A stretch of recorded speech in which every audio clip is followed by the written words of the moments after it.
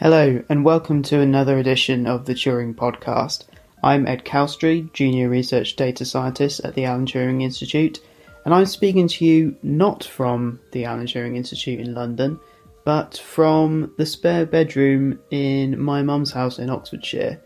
Well, why is that? That's because we're coming to you from the time of COVID-19. My colleagues in this episode will also be speaking from their respective homes. So bear with us, the audio quality isn't quite up to standard, or up to the standard that we'll be used to going forward, but I think you'll enjoy the episode regardless.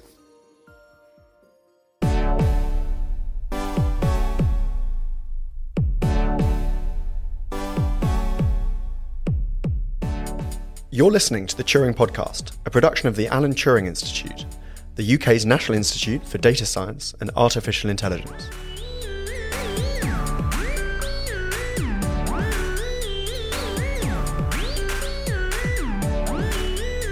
Hello everyone and welcome to the Turing Podcast. My name's Ed and I'm here with my co-host Effie. Hello Effie.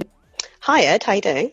I'm very good. I hope you're keeping well during this continued lockdown. We're recording on the 30th of March, 2020. So, yes, I'm keeping well, and I'm really excited to speak to our guest today. Who do we have? Today we're talking to Sylvie Delacroix, a professor in law and ethics at Birmingham Law School, who is also a Turing Fellow and was last year Commissioner on the Public Policy Commission for the Use of Algorithms in the Justice System at the Law Society of England and Wales. Sylvie, welcome to the podcast. Thanks, Ed. Looking forward to the discussion. Okay, good to have you. So I think we're going to kick off today with a bit of a discussion relevant to the current ongoing global crisis situation. But we're going to talk about some of the data ethics concerns around the data collection to do with coronavirus and things of that nature.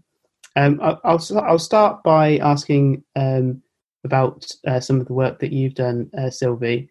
So you've worked on something called data trusts. Can you give us a little bit of an explanation of what data trusts are, what types of data they concern, and the legal benefits they offer? Thanks. So data trusts are one type of data sharing structure. And the idea behind data trust is really to say, it's great that today we have this fantastic top-down regulation, like GDPR, for instance, that gives us rights. Yeah, so we have limited rights to portability, access, and erasure when it comes to personal data. But very few people are capable of exercising those rights. That's one problem. Then there's also the other problem that we're all supposed to consent to things which most of the time we have no idea what we're signing up to. So that's the problem with consent. And then there's a third problem is that this legal framework has no space really for groups empowerment. And so data trust is really proceeds from this idea saying, look, it's time we have bottom-up infrastructure that allows groups of people to come together and pool the rights they have over the data so that they can, A, negotiate better terms and conditions when they access service providers like, say, Amazon, and B, negotiate data sharing agreements that reflect their particular aspirations and attitudes to risk. And so they do that, they pool together the rights they have over the data, and they task a data trustee, which is key, with a fiduciary responsibility to look after their rights and exercise their rights according to the terms of the trust they've joined. So I've said a lot in one go. You can ask me to unpack this further. What kind of data are we talking about here? I mean, obviously, we're always told we live in the age of big data, and there's always loads of news stories and articles going around about, what social media giants and tech companies are doing with our data, what governments are doing with our data. But what are the kinds of data that we're sort of most worried about or might most benefit from these data trusts?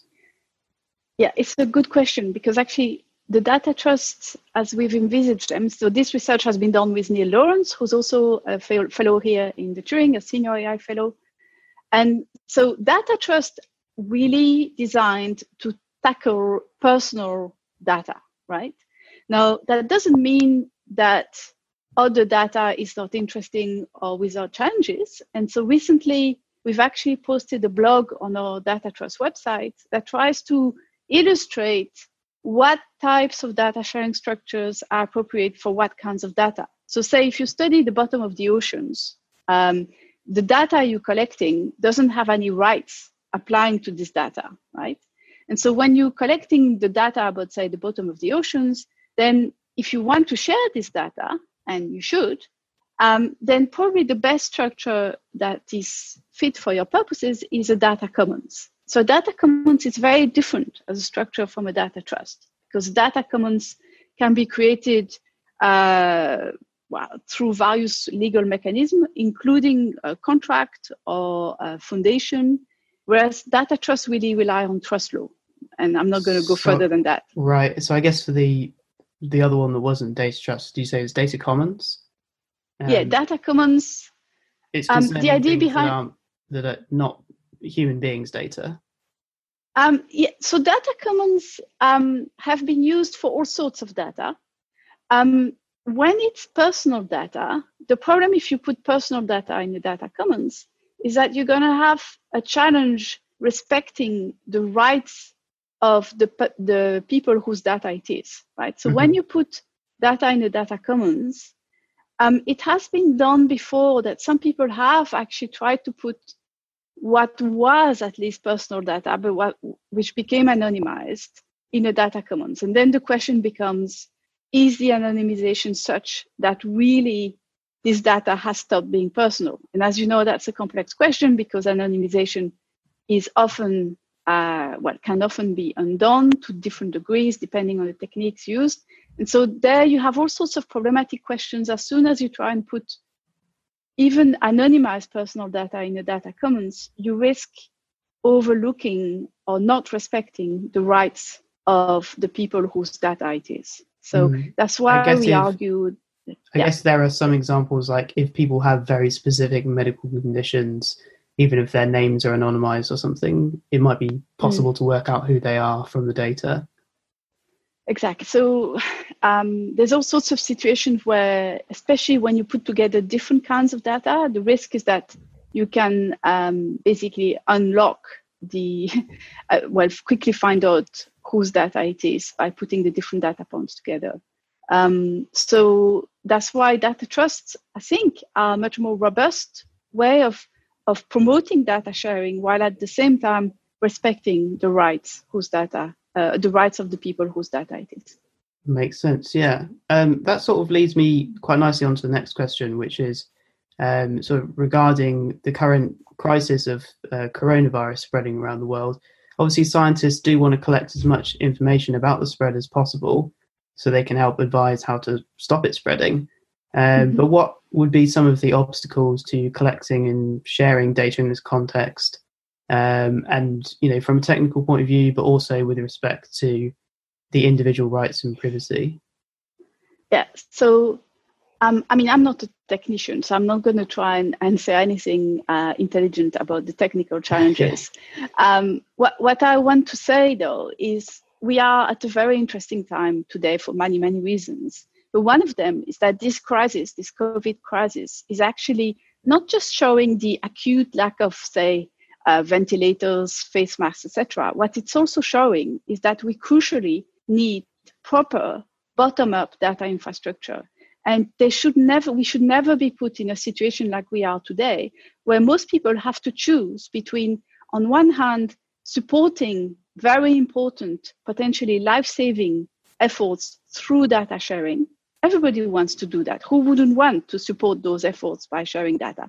But at the same time, we face with this ugly dilemma, because it seems that at the moment, in order to do that, the only solution is to give a fairly kind of a blank check, supposedly trusting that the entity collecting this data, in this case, it'll be, in the UK, it'll be the NHS, presumably. You have to trust the entity without having any mechanism or people to make sure that the safeguards that were agreed when you share this data are kept in place, and that the terms according to which this data should be used are respected. And so at the moment, you have no infrastructure, no intermediary layer between us, the people who actually, most of us want to support those very important data sharing efforts. But we have no way, we have no reason to consider that we can trust the entity towards which this data is going. And so that's where data trust would play an absolutely crucial role. Why? Because they would rely on data trustees as an intermediary between us and this entity, the data collecting entity. And this intermediary would best be thought of as like the new profession for the 21st century. Just like we need doctors, and we badly need them today, we also, just as crucially, need data trustees. And the job of a data trustee is both simple and complex. The job of a data trustee is to actually make sure that the terms governing the data sharing arrangement are respected and that the safeguards are kept in place. And so I think, I hope that in this crisis, we're going to learn some important lessons and emerge from this crisis with hopefully a much better, much more sophisticated data infrastructure that is not entirely top-down, so that doesn't entirely rely on top-down regulation to control data sharing, etc., and that also empowers people to actually meaningfully participate to very important efforts like we see today, where we need this data, presumably, to save lives, to track who has been in contact with confirmed patients who have been confirmed with COVID. At the moment, it's expensive and it's time-consuming to do that. We could do it much more easily if we could use the location data collected from smartphones. But, and this is a big but, by going down that route, we very much risk entrenching an already worrying level of surveillance that is just creeping everywhere. And this pressing need today to share this data is risky in the sense that nobody wants it to set a precedent that would just further extend the level or the extent to which we are being surveilled, in this case, by the state. Yeah, and it seems like if the solutions to these problems are essentially being come up with in the midst of the crisis itself, obviously the privacy and security concerns are not at the front of people's minds right now. Whereas if these things were already in place, they could be in place with, having taken those things better into account. I mean, in many respects, I'd say, Sylvie, I don't know whether you would agree with this, but in many respects, the current crisis has really caught us during a really pivotal moment where we're still in the middle of building and agreeing on what our data infrastructure looks like. Would you say that was correct? Absolutely. Yeah. And I wish, nobody can dictate the time of those crises, but we are in the very early stages of discussing data trust pilots with various partners. Yeah. And we just a little bit, I wish, say, if you were talking to me, and we had 2 more years, probably we'd be in a very different situation. I hope, Sorry, I was just going to say, so it feels like you mentioned a bottom-up structure of public data sharing. As in your capacity, in your profession, what would you say that structure looks like? What is it that would be the ideal?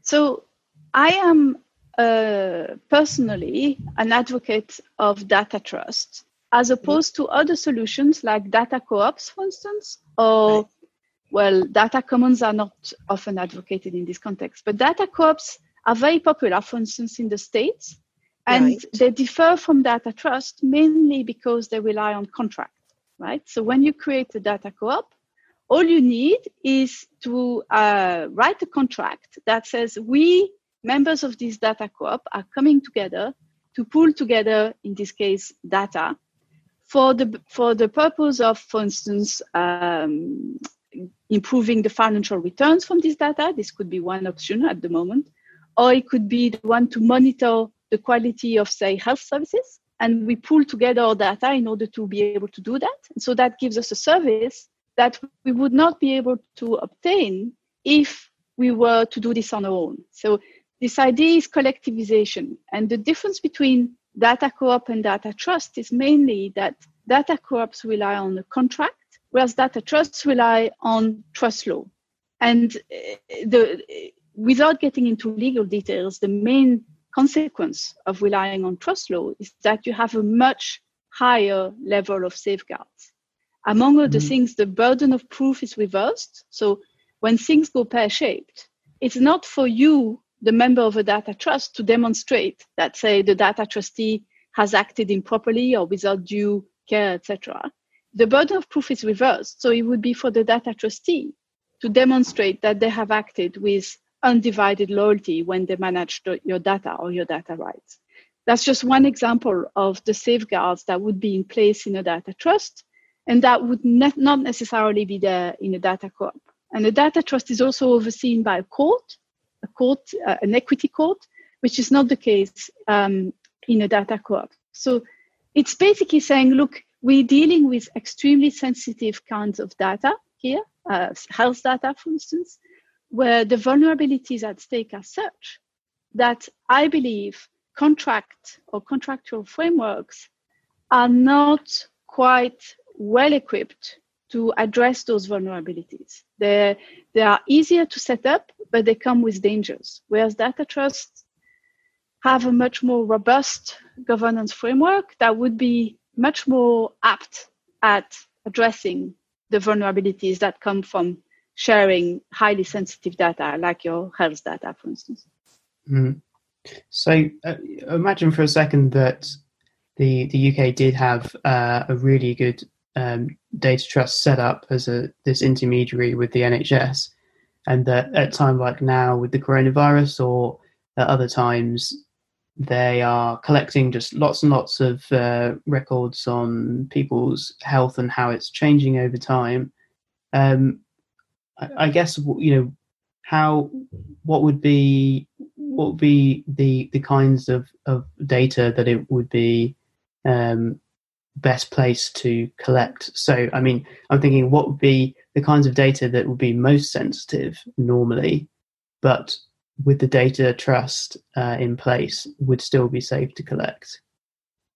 Well, I mean, the beauty of a data trust is that actually it can be a generalist data trust. So you can say, look, I'm joining data trust X, and I'm joining a data trust that is set up so that it knows that I want to share data for, say, research purposes.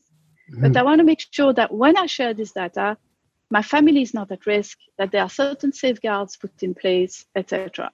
And so my data trustee will know in advance what my aspirations and attitudes to risk are.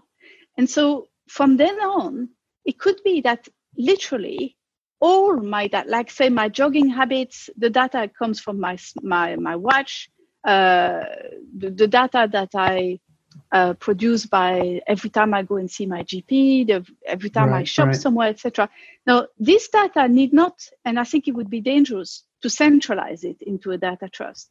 But what can happen is that the data trustee basically manages the rights over this data. So that's hard for people to understand sometimes. But the idea here is that there are different ways of implementing data trust. One way is to centralize everything. And so some people might want to centralize as much data as possible. So pull whatever data is on the servers of, say, Facebook, to the extent that you have a right to pull it, or the data on the servers of Google, wherever, and to pull as much data as possible within the legal framework and put it in a central repository.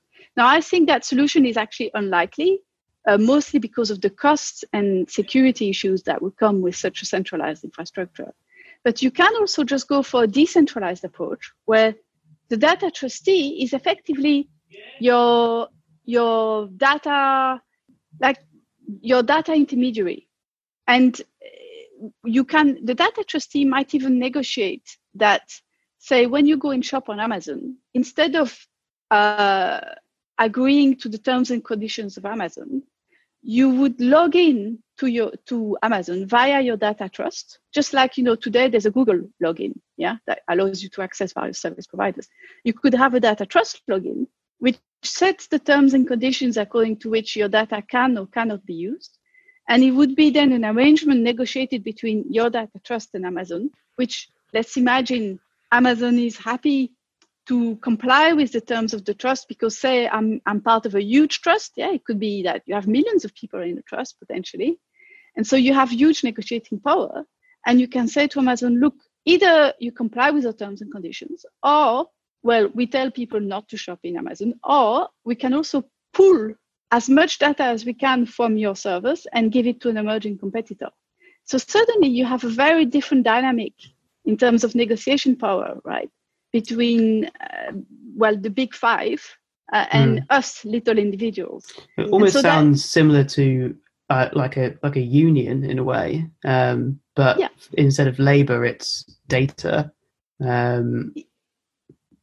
Yeah, that's right. And of course, I always avoid the analogy to unions, mainly because some people have argued that data should be seen as labor, when actually I think that's a very slippery slope. So it's a very dangerous analogy for various reasons. But you're right, though, that data unions are a good analogy to the extent that they are also about reversing the power imbalances that today very much dictate the way things are done. We have no way of negotiating with Amazon, Facebook, or whatever.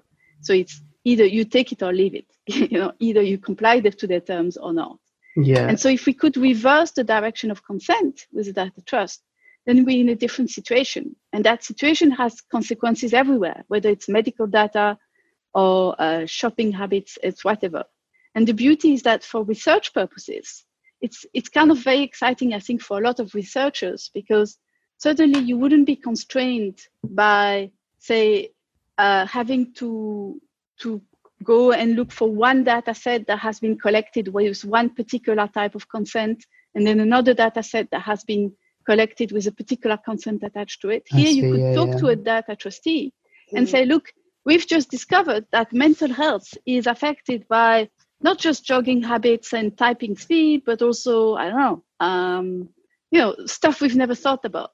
And they could ask the data trustee, look, could we have access to, say, I don't know, the cooking habits of Sylvie, provided this has been recorded for some reason, I don't know why, because we've discovered that actually this gives us a very interesting insight in, say, predicting X or Y.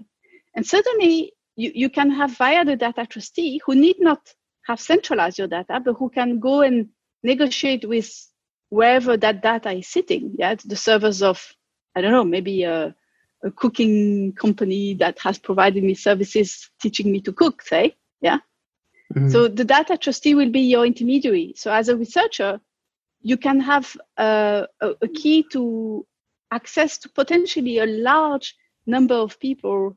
Right. So you've actually got access to data sets that more easily, in the sense, because you're not having to worry about coming up against legal loopholes with every single new type of data you're pulling in. It could be all handled under this data trust framework. Exactly. And you also don't have to decide in advance for your research which kind of data will be relevant to that research. So when I join a data trust, I just say, I'm keen for my data to be used for research purposes, provided certain safeguards are met.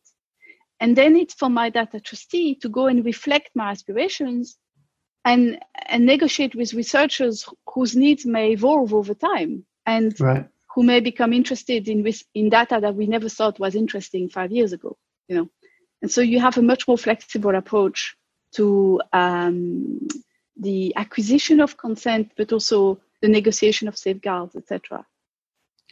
So would there be some kind of democratic processes involved in decision making within the data trust?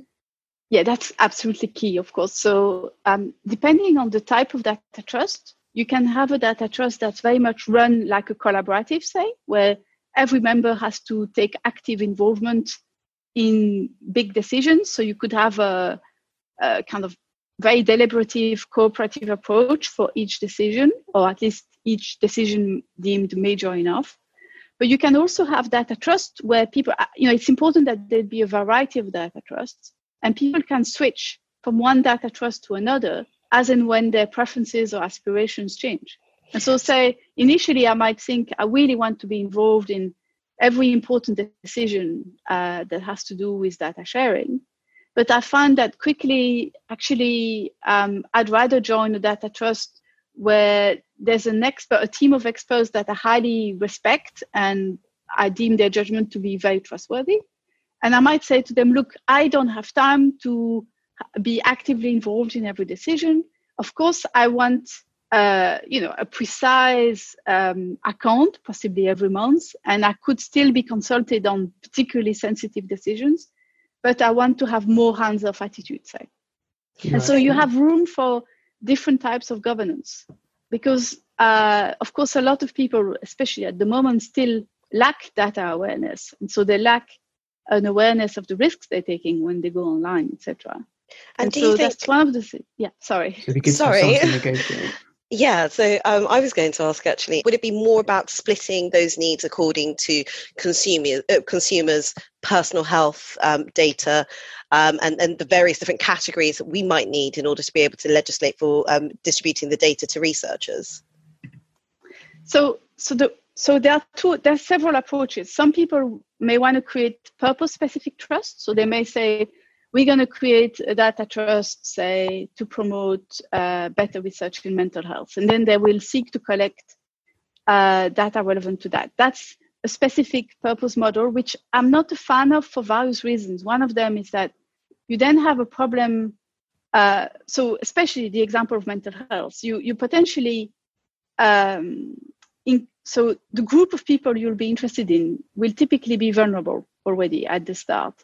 And the risk is that by encouraging that group to share data of various kinds for, say, mental health research, you risk entrenching that vulnerability further. And then there's the other argument, which says, well, it's how do you define what counts as medical data? These days, it's constantly changing. The borders between what is medical data and what is social media data, for instance, is very blurry, right? So increasingly, the data that we share, say, by going on social media sites is used for medical research. And so what counts as medical data is going to be a very open question. And so from that perspective, the idea of a general data trust that deals in any kind of data, but that is adaptive to the aspirations of their users, and users can vote with their feet, so they can shift from one data trust to another as and when they deem it necessary, is, I think, more appealing. But there is debate about that. So, of course, also I should say that all these data trusts necessarily operate within the constraints of top-down regulation, right? So it's very much a matter of course that you will want to impose constraints on what data can be shared and for what purposes. So, for instance, I don't think it's a great idea for all sorts of data to be used for monetary purposes.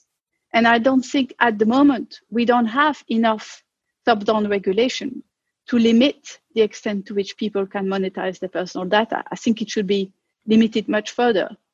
But so I'm not a legislator. And so I'm hoping that data trusts might contribute to raising awareness, not just among the population, but also raising awareness of the risks inherent in certain types of uses of data. And basically not only calling for better rights, but also potentially calling for more responsible restrictions on what uses can be made of from personal data, and particularly whether or not personal data can be monetized and in what context. And I think that question has not been tackled appropriately yet by our top-down regulators. So you're right that there's always a risk that these data trusts could be used for bad purposes, right? You could imagine a data trust that's created to maximize financial returns for their users, right? And you could then have a race to the bottom where without top-down regulation, nothing would stop data trusts competing with each other to offer the greatest financial returns possible and imaginable, with more and more exploitative terms imposed on those who join the trust. And I think that would be a terrible scenario, but it's a scenario that I hope regulators will wake up to and prevent by basically very strictly and clearly delineating what is deemed an acceptable use of personal data and when data just can't be monetized, whether there's consent or not. Yeah. So thinking about thinking about this in the context of implementing practices that are going to be useful in the pandemic, how close are we to creating a data trust model, and how quickly do you think we might be able to implement something like that to support the pandemic efforts?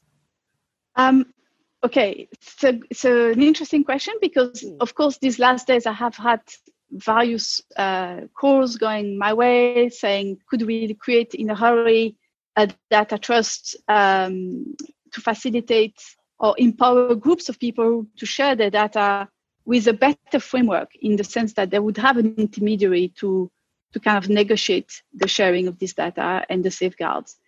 It's very tempting to run and to say, yes, let's go with it, given what's at stake.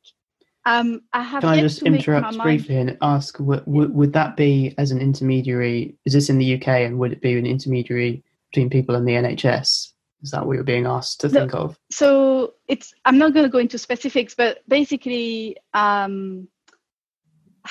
the moment, my worry is that there are still fairly important challenges for this data trust to be genuinely what we mean them to be. And one of the challenges, the biggest challenge, is to make sure that when someone joins a data trust, there is more than consent. There is active, understanding and ownership, to really make the terms of the trust their own, to really feel that they are represented. Not something worth doing in a rush. Exactly, and for me, that's one of the biggest hurdles, is to make sure that we do genuinely a lot better than today's very flimsy and increasingly meaningless consent that is the cornerstone of the GDPR. Yeah, a lot of people are frustrated by the fact that we keep being bombarded with windows asking us whether we consent to this, that, or that. It's not empowering us, and many people feel that this whole consent mechanism is little more than make-believe often. And so if we want to do better than that, and we have to do better than that, then we'd have to find a way of creating data trust that are proven to genuinely represent and give active agency, if you want, to the people who join this trust. And that's not an easy thing to do. And I don't want to do this at such speed that it would compromise that. So that's my main concern. Okay. I mean, I think that's a very valid concern. Of course, our response, and this is a crisis, and of course our responses in a crisis are very different, but making sure that we are maintaining best practice is obviously going to be increasingly more crucial as time goes on. Are you now anticipating, as a direct result of the COVID-19 pandemic, that we now have a greater focus on data sharing practices, or is it, to your mind, really just the next step in an ongoing conversation and development across the field? I hope that this crisis proves to be a step change in terms of how we as a society think of data sharing practices, how we support them, both from the bottom and from the top down. And I think it's time for us to wake up. It's partly our fault. Philosophers and lawyers, I think, have been for too long very much aloof and not involved nearly enough in the fast developments that have been associated with data-dependent technologies. And so the fact that we're only talking today about these bottom-up data sharing structures shows how important it is that it's not just, that it doesn't remain a technical subject that is only of interest to engineers and data scientists. Because here we do need the expertise of social scientists, philosophers, etc., to basically pull together what is effectively a new type of infrastructure that is crucially missing and also potentially a new type of profession. That's asking for a lot, you're going to say, especially in a short time frame. But I do believe that it's possible to move on the infrastructure front pretty speedily. And what does that new profession, I mean, from your perspective, what would that new profession be, and how would that take shape exactly? I don't know if I'm sort of labouring the point a little bit too much, but what would your recommendation around that be? So as a new profession, the argument is pretty simple. It's to say, well, just like we need doctors and lawyers, and when we go to a doctor and a lawyer, we say they have a particular, very special responsibility towards us. So the way of being judged if things go wrong is very different from, say, the way my hairdresser would be judged if things go wrong. Why? Because the vulnerability that is at stake when I go and see my doctor, and for instance, my doctor tells me that I'm diagnosed with cancer, suddenly what's at stake is my desire to not become just the person who has cancer, right? I want to remain Sylvie. And so in the same way, I think when we share data online, the extent to which we can remain the author of who we project ourselves to be, so who we want to become, can be compromised. Because as we know, the more extensively you share data about yourself, the more you can allow increasingly sophisticated profiles to be built that anticipate your every move and every desire. And these anticipatory techniques basically can compromise the extent to which you remain true to change, free to change and to become the person you wish to become, basically. And so that's something that's not easily explained in just a few minutes, but I hope I can at least articulate what I deem to be a very particular type of vulnerability, and so what I call a sense of self vulnerability. And the reason I talk about this vulnerability is because it's the kind of key argument to justify the need for this new profession, is to say, actually, the vulnerability that we have when we go and see a doctor or when we go and see, say, a criminal lawyer is no different from the vulnerability we have when we share data online. And as such, we should impose a particular type of responsibility on all those who have responsibility for deciding how personal data will be shared and for what purposes. And that's where I say data trustees come in. They would be the next profession in that they would be representing us and having our best interest at heart, just like a doctor would. And not, so just like a doctor might tell me, look, Sylvie, I know you want to stop taking these drugs, but it's just not in your interest. And I'm going to stand in your way and I'm going to say you have to continue with this treatment.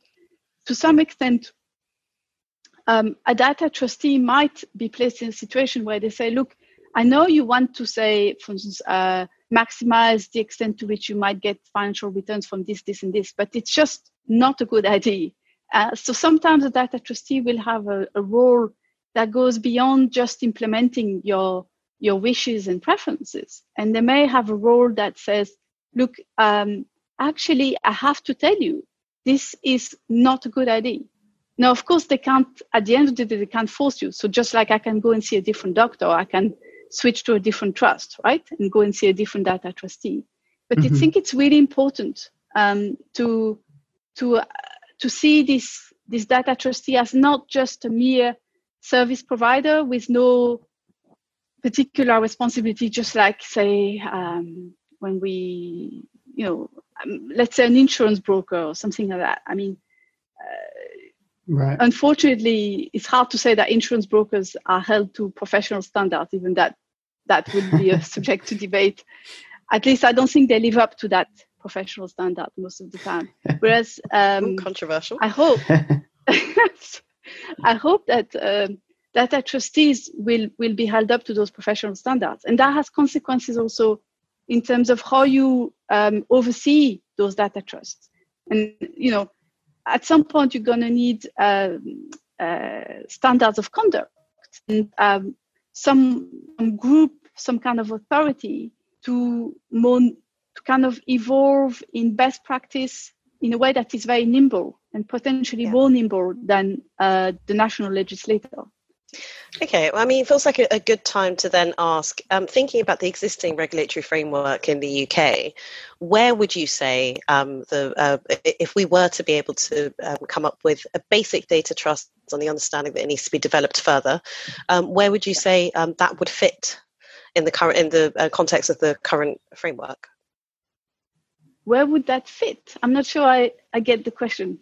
Well, we have existing regulatory bodies in the UK. They are responsible for managing media. There is some data. Well, there are some rules and regulations around data sharing in each of our regulatory bodies, but a data trust, from what you've been saying, sounds like a very different model. So if we were able to create something that we could use in response to the current pandemic, where would that sit? Well, a data trust would not be a regulatory body, just in case I haven't been clear. So data trust, first, there should never be one data trust. There should be a plurality of data trusts, allowing people to choose an approach to data governance that best suits their needs and aspirations. Okay. And then a data trust is really, that's why we call them bottom-up data trust. It's something that emerges from the ground up and that can be regulated from the top down with all sorts of regulatory interventions.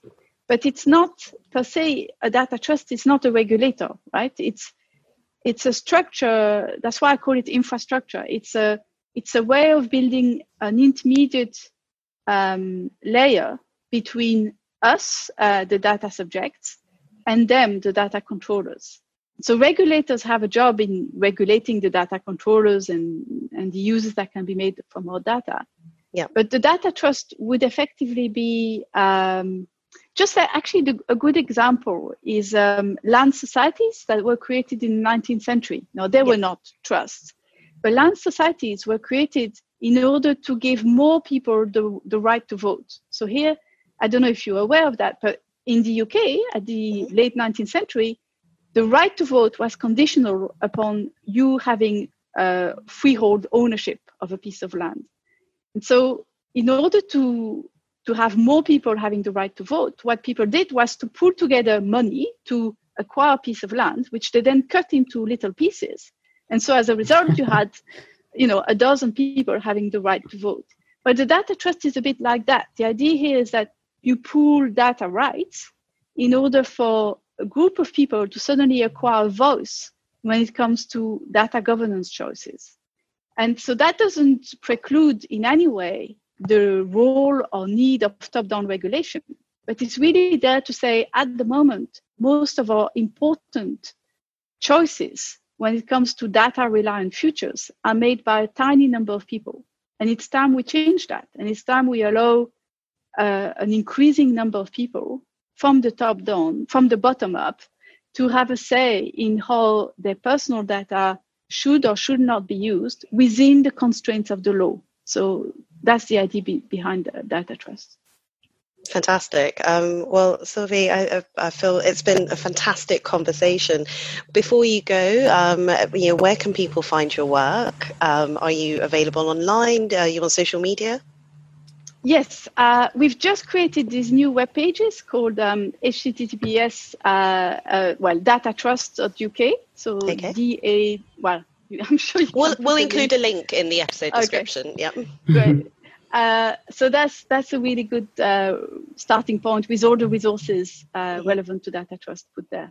Okay. And of course, this work has been done with Neil Lawrence, and we both our Twitter accounts are on those web pages. Fantastic. We'll provide a link to Sylvie and Neil and the Data Trust webpage. And I guess one last question for you, Sylvie. Do you have any wise words for for the professionals who are currently living through the crisis, and how they might be able to take steps to ensure that they are ready to step into the roles that are created off the back of the current pandemic? For example, you talk about a new type of professional. How can people sort of enter into that part of the profession? That's a great question. It's one that I've been discussing with a variety of people, because I'm struck by the fact that at the moment, certainly law schools are nowhere near preparing future lawyers to have some understanding of the challenges inherent in data science and in this kind of environment. And so we really need to redouble our efforts here and change the way we educate lawyers, among others. It's not just lawyers, to create a group of people who have genuinely interdisciplinary understanding of the challenges inherent in data science, and have a passion to basically empower better research and also protect the rights of people, not just individuals, but groups of people. Okay, that's fantastic. Well, Sylvie, thank you so much for taking the time to speak with us. It's been a fantastic chat. Yeah, thanks very much. It was really, really interesting to hear your perspective as an ethicist and some of the recommendations. And I can't wait to see it all come together eventually. I think it's one positive to come out of this crisis. Yeah. No, thank you, and a pleasure. To learn more about the work going on at the Alan Turing Institute, visit our website at turing.ac.uk. To get in touch with the podcast team if you have any questions or suggestions, email us at podcast@turing.ac.uk. Music for this episode was provided by Jamin Sun. You can listen to his latest releases at jaminsun.bandcamp.com. The Turing Podcast is hosted by Ed Cowstry, Tara Callum, Ben Walden, Effie Dennis, and produced by Dan Whitfield for the Alan Turing Institute.